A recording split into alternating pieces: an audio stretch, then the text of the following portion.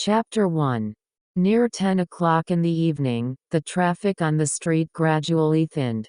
Carrying toiletries, clean clothes, and a neatly folded bag of takeaway lunches, Louis took a taxi to the door of the police station. He was wearing a very ill-fitting windbreaker.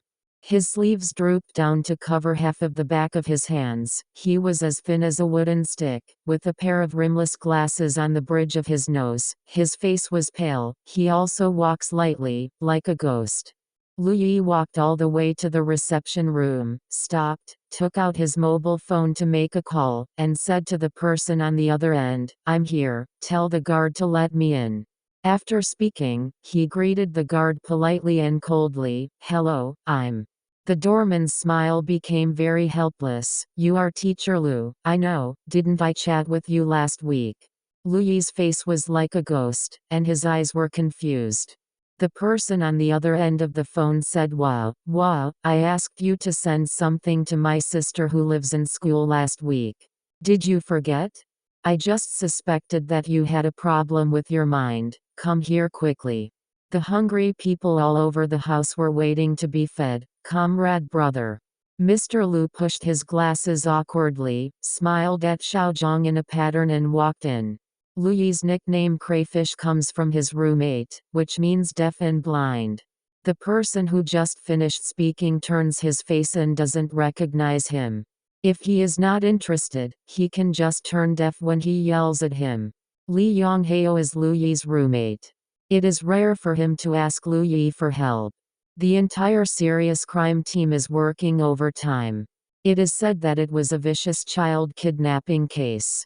The golden 24 hours rule means that in a child kidnapping case, the survival rate of the kidnapped child after 24 hours is less than 5%.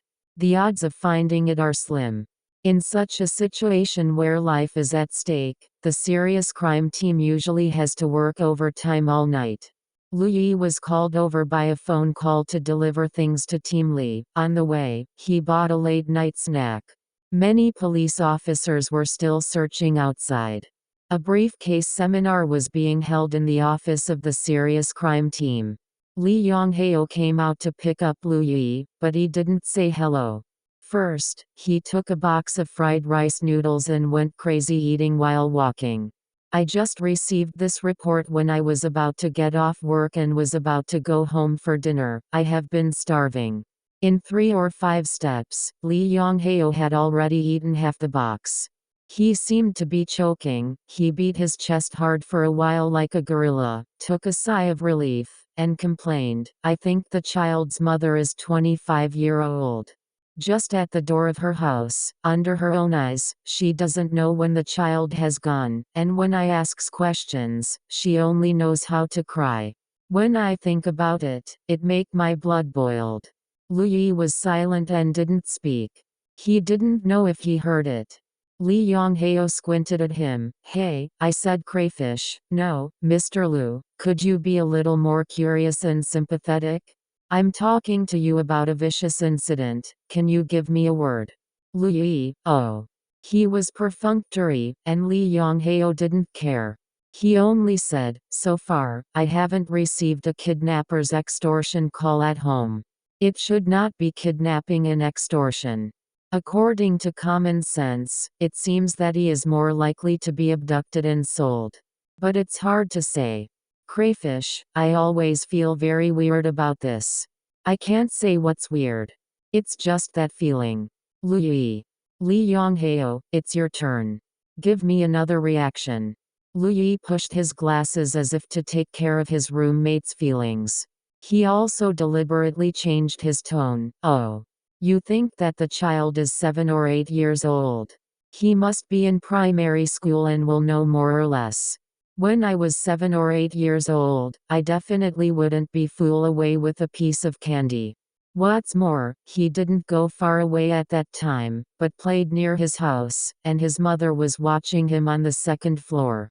You said that if someone suddenly rushed out at this time and wanted to forcibly take him away, the child would not be able to struggle with the adults. Wouldn't he scream to attract his mother's attention? Well, let's assume that it's an acquaintance committing a crime. It's much more likely than a stranger, but it's also unreasonable. Not to mention outside, even if you're playing at home, there is a uncle came over to take you out. Your mother is upstairs, you can at least shout and tell her, right?